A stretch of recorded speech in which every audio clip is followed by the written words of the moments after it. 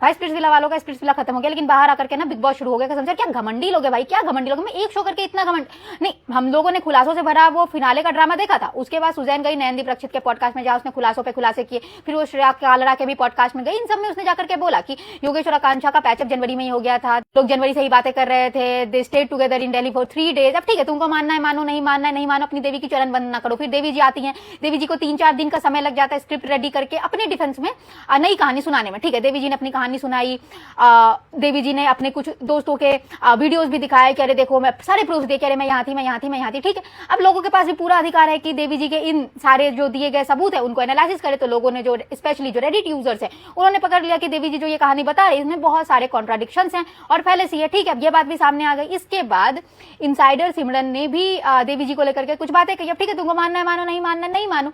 उसके नीचे जाकर के देवी जी कमेंट लिख रही हैं कि never saw you before Splitsvilla. अरे दीदी, we also never saw you before Splitsvilla, उसका क्या करें।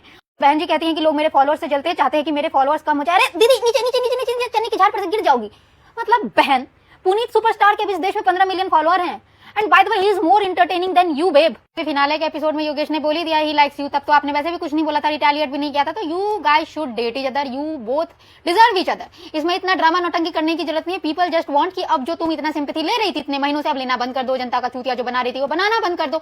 लोग बस इतना ही चाहते हैं कि टेक द अकाउंटेबिलिटी, जो भी तुमने गलत किया है। बाकी किसी को घंटा फर्क नहीं पड़ता, कोई तुमको कैरेक्टर असैसिनेट नहीं कर रहा है, समझो इस बात को। और तुम इतनी कोई क्वीन विक्टोरिया हो नहीं कि पूरी दुनिया तुम्हारे पीछे पड़ी रहेगी और आकांक्षा देवी फेमस हो रही है, कैसे हो रही है। हट। वन मोर थिंग बेब, तुम पीआर करवा रही हो अपना, तुम्हारे पे पैसा है, ये बात सबको पता है, कोई दबी छुपी बात नहीं है। लेकिन इतना भी मत गिरो ना कि आईना ही ना देख पाओ। लड़की टारगेटेड हेट भिजवाती है भाई, बोट फॉलोअर्स इसके। लिटरली ये पॉडकास्टर नयनदीप रक्षित के मदर के डीएम में घुस गए इसके चिंटू पिंटू भक्त। कोई भी रिव्यूअर आज के डेट में इसके अगेंस्ट बोलते हैं, उसका कमेंट सेक्शन हेट कमेंट से भर देते हैं, ये डीएम भर देते हैं, स्पैम पे स्पैम करते रहते हैं। मतलब मेरे को आकर के बोल रहे थे you are not true feminist, क्योंकि तुमने आकांक्षा को एक्यूज कर दिया। अरे बस आकांक्षा इकलौती लड़की है, बाकी दुनिया में लड़कियां नहीं है। मतलब शर्म वरम आती है बेब तुमको या नहीं आती है।